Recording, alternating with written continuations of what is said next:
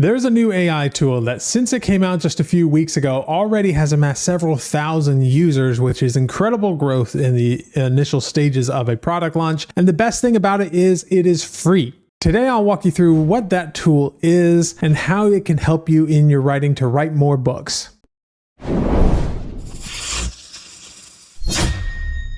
So the first thing you need to do to get your hands on this tool is go to raptorwrite.com, hit enter, and it will take you to this screen where it says, welcome to Raptor Write. Log in to access your writing space via FFA Teachable. So you have to have a Teachable account with FFA, which stands for Future Fiction Academy. If you're unfamiliar with Future Fiction Academy, it is an educational platform started by Elizabeth Ann West and Steph Pajonas and a number of other founders. Forgive me if you're watching this, I don't remember all of your names. It's a highly valuable learning platform specifically around AI and writing fiction and nonfiction with AI. And coming as another AI expert that specializes in similar things, I can say that these people at Future Fiction Academy are some of the best when it comes to prompting and techniques that actually work and create prose that's amazing. So Raptor Write is coming from people that are true experts, not only in AI, but also in the writing process. Now, in order to gain access to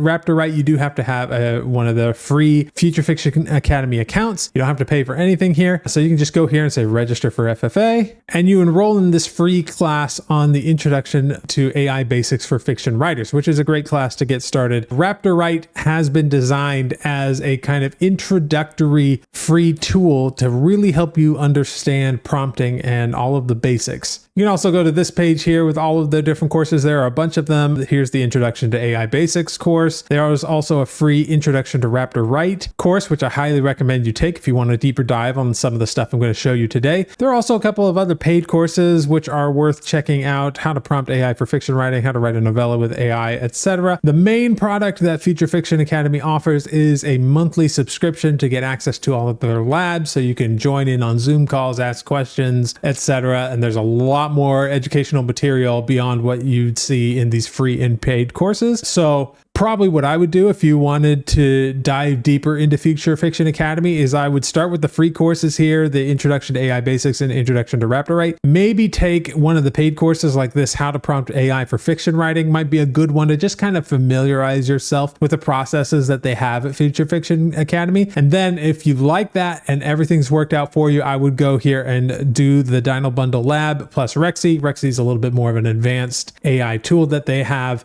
inside of their platform there. But that's not really what we're here to talk about. We're here to talk about Raptor Write. And by the way, links down below for all of this. If you use any of these links and you end up buying any of these courses, I do get a small commission from that, which I would appreciate. So once you're logged in and have access to Raptor Write, it's going to look something like this. Now, the first thing that we need to do from right off the bat before you do anything else is this little section right here with your Open Router API key. Now, while the tool for Raptor Write is free, getting the AI words, the actual tokens, is not. That has to be paid for on an ongoing basis. Thankfully, you're still saving quite a bit of money by having a free tool to handle those AI words. For instance, Novel Crafter, while I appreciate Novel Crafter, I use it quite a bit myself. Novel Crafter is an added expense in addition to the AI words that you would have Open Router. With Raptor Write, you just have the expense of your AI words through Open Router, and you don't have to worry about any additional expenses on top of that. So if you're unfamiliar with Open Router, this is where you go. You go to openrouter.ai, and once you've created your account here, you can come over here to this place that says keys. And you notice I've already created a key here called for Raptor Write, and this is the key I used. What you do is you just say create a key,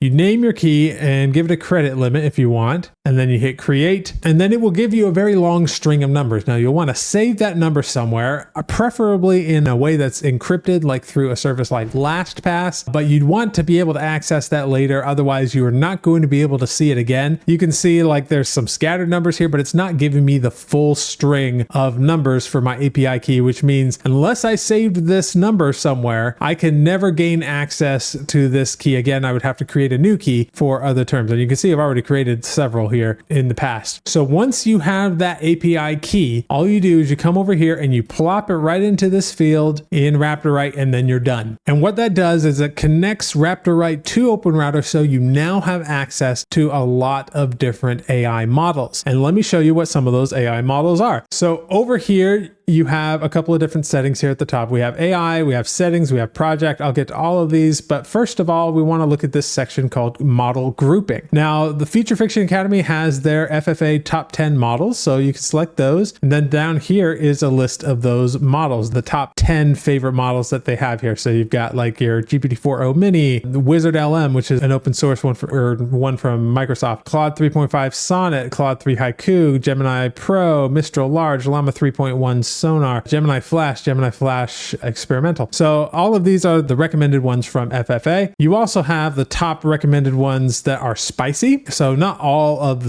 in fact, most of the AI models have some restrictions on content that you can do. They don't allow for excessive violence, guns, drugs, and of course, anything bordering on erotica. Some of them will even have problems with things like kissing and stuff like that. So there are models that will do the spicy things, and here's a list of some of them that they recommend here in FFA. So you can easily switch between those models there. There are also free models that are here and recommended, but the thing with free models is you kind of get what you pay for. These are not great models, but if you want to go completely free with the free tool RaptorWrite and free AI tools, then you can select any of these and just play around with them. But understand, they're not very good, and you're going to probably run into issues there. And then, of course, we have all models, and this is every model that is offered via OpenRouter. It's not every model in the world. There are, of course, more out there, but OpenRouter, one of the reasons they use OpenRouter is because it has access to so many models, quite a few. So all of those models that OpenRouter offers are available here in this giant list. If that's overwhelming to you, you can just pick the models that are your favorites. So right here under favorites, you can select that. Now, I have no models here listed already because to do that, we have to go here to settings and select model favorites. So from here, I can select the ones that I like the best. So I've got like 3.5 Sonnet Beta is probably my top favorite at the moment. We'll go ahead and add the Wizard LM here. I'll add Mistral Large. We'll do a couple of we'll do GPT-4o, GPT-4 Mini, and GPT-4o Extended. I'm going to add O1 Preview and O1 Mini just in case I want to access those.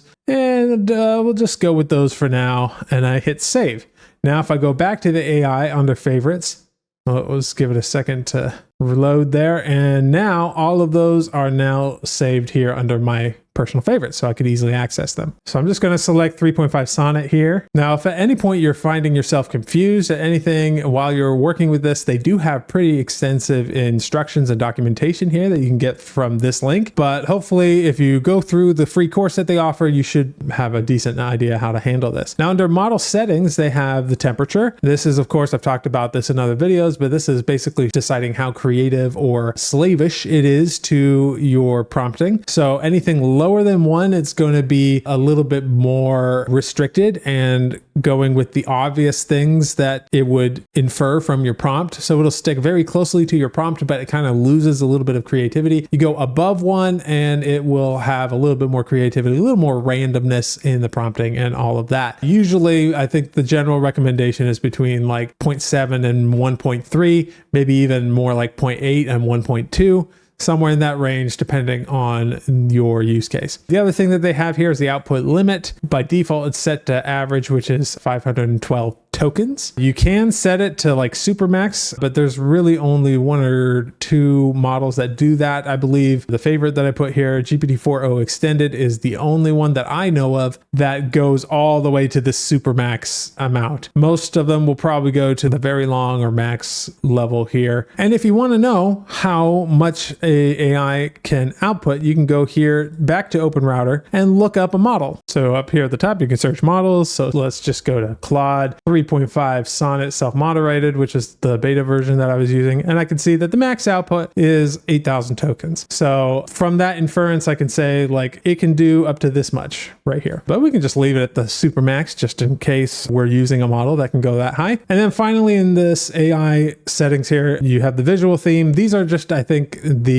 default themes that they have access to in the programming languages that they're using. They can't do customs or anything. I just have this set on light by default, but there's a whole bunch here. You can of course do a dark mode. There's a whole bunch of them. Some of them are pretty crazy, like this one, which I would never use, but we'll just go ahead and go with light, and you can play around with all of the others if you want. Next here we have settings. So one of the big features about Raptor Write is that you have complete control over the prompts, and you can see what the prompts are as they are transmitted to the AI. Other tools like Novel Crafter have this feature as well, where you can see the prompt that goes to the AI, but Raptor Write does make it pretty simple to see exactly what is sent. So here you can say configure prompts, and then this is the prompting that you will see. And I'll get to what these prompts do in a second, but the main one that's left blank here is system prompt, which you can kind of fill in with anything you want. So if there's specific guidelines that you want the AI to know basically all the time, you just want it to just remember those things all the time. Maybe you have style guide information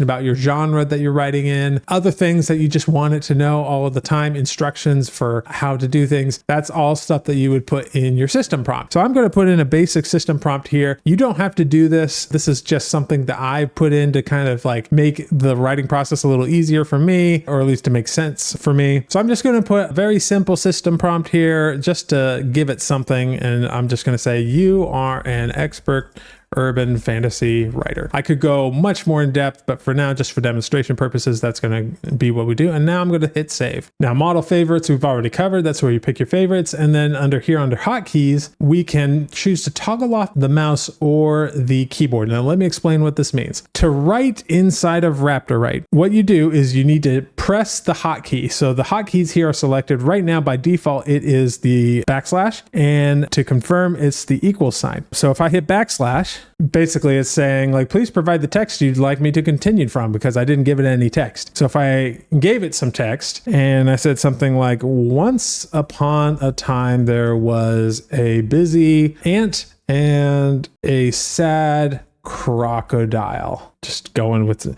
this isn't urban fantasy, but hopefully it can run with that. And then it continues. So if I press the / button or the backslash button, it will continue the story. The ant scuttled beneath the dense foliage at the forest floor, her legs a blur as she carried a crumb 10 times her size. She moved with purpose, weaving through roots and wild mushrooms, etc., etc. If I like this, I can press equals, and that will change it from the highlighted yellow there, and it will make it part of the text, and then I can go through and edit it from there. Let's say here at the end, I wanted it to continue again, and I'm not going to give it any instruction. I'm just going to have it continue. It continues on. Let's say I didn't like what it generated here.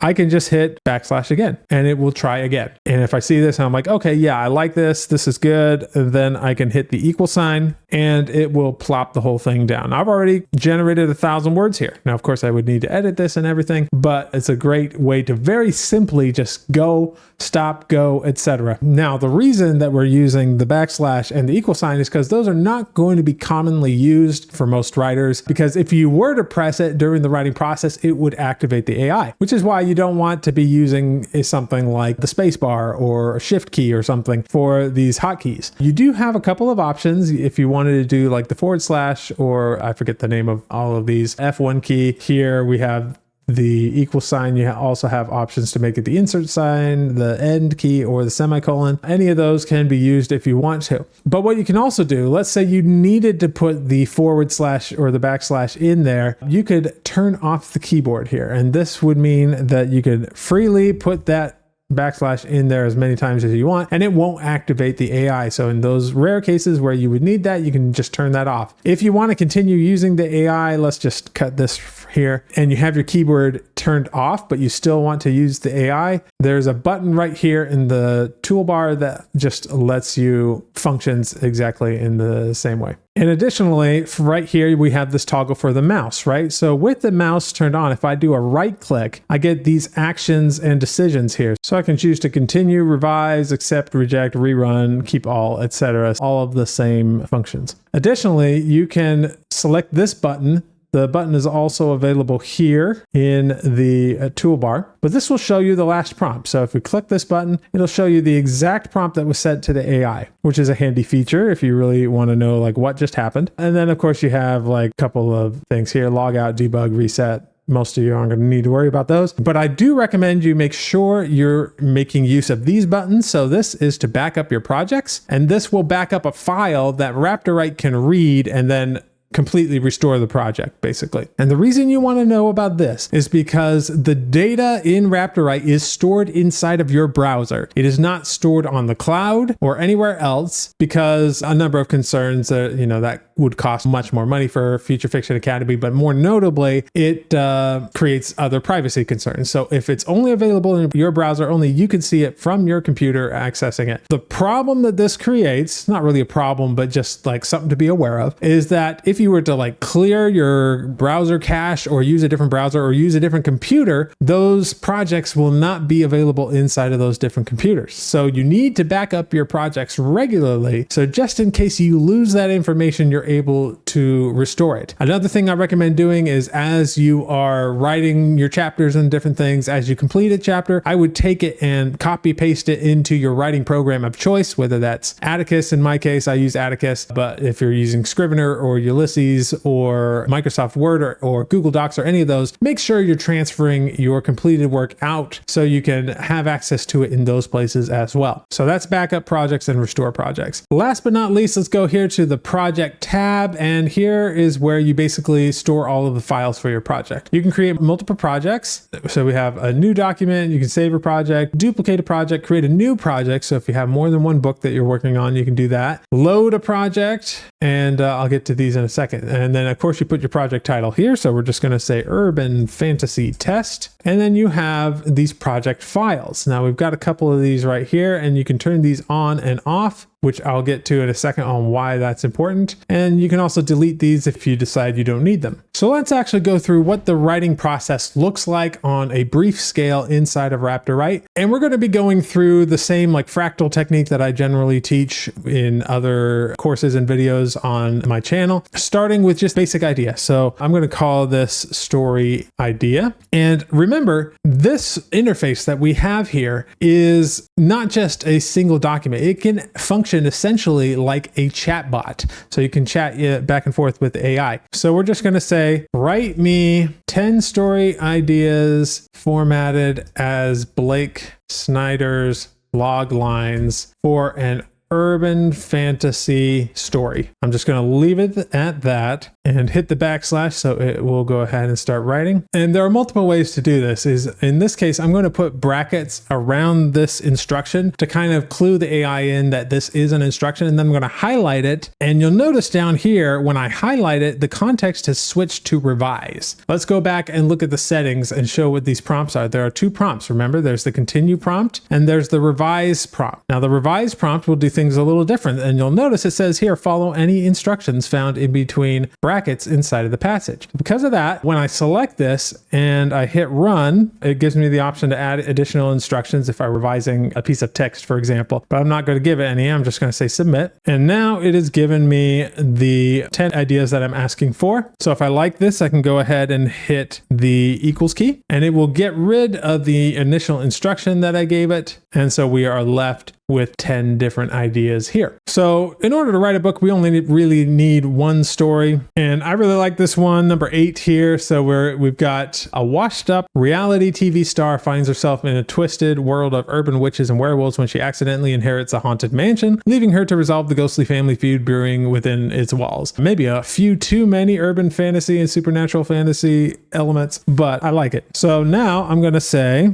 I added story idea here, and then the idea I'm going to give it is give me a full synopsis and book description for this idea. So hit continue. Great. It is now giving me a full book description and synopsis for this idea. And I can go ahead and just hit the equal sign, and we can get rid of that initial instruction if we want. And now I'm left with my story idea, my synopsis, my title, Shadows of Silverwood, book description, etc. Now, if I wanted to, of course, I could go through and refine these a little bit more to make it more my vision. That's usually where I end up spending the most time, is in that process. But we're going to skip all that just so I can show you the rest of what Raptor can do. So we now have this document called Story Idea. We're going to create a new document. We're going to call this one outline. And you see, if I were to just hit continue, it would say, please provide the text you would like me to continue from. It's got nothing to work with. But over here, this is where the toggles come in. So I can go ahead and toggle on the story idea. And now if I hit continue, it will just start to write the story based on the story idea that I've given it. Now, of course, this is not what we want. So I'm going to stop that and hit the down button here to say I don't like that because I need to give it more instructions. So in some brackets, I'm going to say, please provide a 20 chapter outline for this story. And then from there,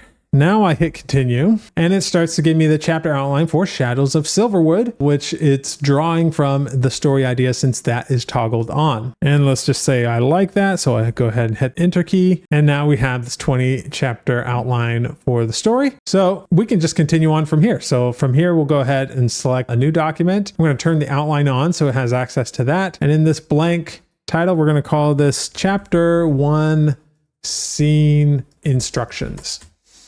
And from here, I'm going to give it some more instructions and say, create a list of, let's go ahead and do this the Future Fiction Academy way since we're here. So I'll call this a scene brief. And I'm not fully familiar with FFA's prompting strategies and everything. So I know how scene briefs work. I don't know the specific prompts that they're using, but it'll be something like this. So say, create a scene brief for chapter 1, including a list of necessary characters for the chapter, information about their mood, tone, dialogue for this specific scene, location details, and a list of scene beats for the chapter. And then I'll end the bracket on that and hit continue, and it should give me the scene brief for the chapter. If I like that, I go ahead and hit enter. Or not enter, I'll hit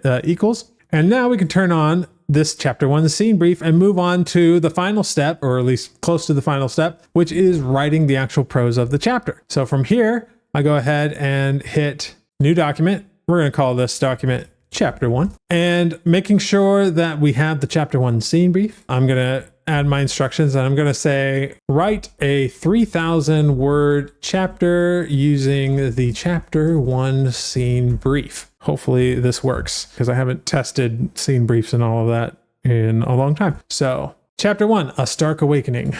Lily Beckett stood in the midst of her cluttered apartment, a tempest of fabric and memory swirling around her like an out-of-control reality show. The once glamorous emblems of her past, shimmering dresses and sparkly heels lay strewn haphazardly across the floor, wilting remnants of a life that felt like a fever dream, etc. Why do you have so many clothes? Sam said, wading through the piles as she folded a gauzy blouse. Her frazzled attempts to impose order on chaos were met with Lily's first resistance. You were on national television, not the steps of a red carpet. So, and there we go. We're getting into the prose. It's a little AI-y, but of course I've done no validating of the AI text at all. So it's going to be a lot of AI isms and things like that. But you can see how this process works inside of Raptor and how you can make it work for yourself. I think this is some great tools. Raptor definitely a great tool if you want to get started with AI. But I know the big question for a lot of you is, how does this compare to Novel Crafter or Sudowrite or any of the other tools out there that specialize in fiction and long form writing like this one does? And the answer is, it's hard to compare because it's like comparing apples to oranges. This is a free tool. So of course, in terms of price, I strongly recommend Raptor because, it's free, and free is always great, especially if the tool is good, which it is. Is it a highly complex, super powerful tool? Not really. There are things that other tools can do that Raptor cannot. But again, Raptor is free. And so you can't expect it to be the most robust tool in the world because it is free. I would expect Novel Crafter and Sudowrite to have more capabilities. For instance, being able to save things inside of its own cloud structure, as opposed to saving it inside of your own browser the way Raptor does. Those are things that come with extra costs, and so they're going to have to charge for it and things like that. There are also other features that Raptor doesn't have, and that is because it is specifically designed for writers who are getting started, who are needing to learn the basics of prompting and how prompting works, and how working with tools like OpenRouter and APIs and all of these basics that you need to know. That's kind of what Raptor is being geared for. If you want to do some more advanced stuff, Sure, Novel Crafter will help you do some more advanced stuff. But in a sense, simple is sometimes better because we don't want to be getting in the way of ourselves when it comes to writing. We want to be getting to the writing as quickly as possible and not spending too much time on our story Bible or other things like that. There is value in having a very detailed story Bible, especially in some genres like fantasy, which I write. You have to have a lot of that stuff figured out, but you shouldn't get into analysis paralysis and spend 20 years on your world building like Tolkien did, although it did work out for Tolkien, because really what we need to be doing is writing. And Raptor is one of those tools that will help you get out of your own way and just get started writing. So I do recommend it. I think it's a great tool. And if you are willing to pay more for a more robust tool like Novel Crafter or Sudowrite, knock yourself out. Like, those tools are fine as well. They will get the job done. But I do believe as a free tool, Raptor is about as good as you can get. Now, Raptor, as I mentioned, is here to help you understand the basics of writing, specifically writing with AI. And to help with that, I've actually got a whole free course on ChatGPT that you can see right here. This is the video you want to look at right now if you want to have a really good idea of not just ChatGPT, which is of course the most popular AI tool out there, but also a lot of my basic prompting techniques that will give you an unfair advantage when you are using tools like Raptor or Novel Crafter or any of them. So check that video out, and I will see you in the next one.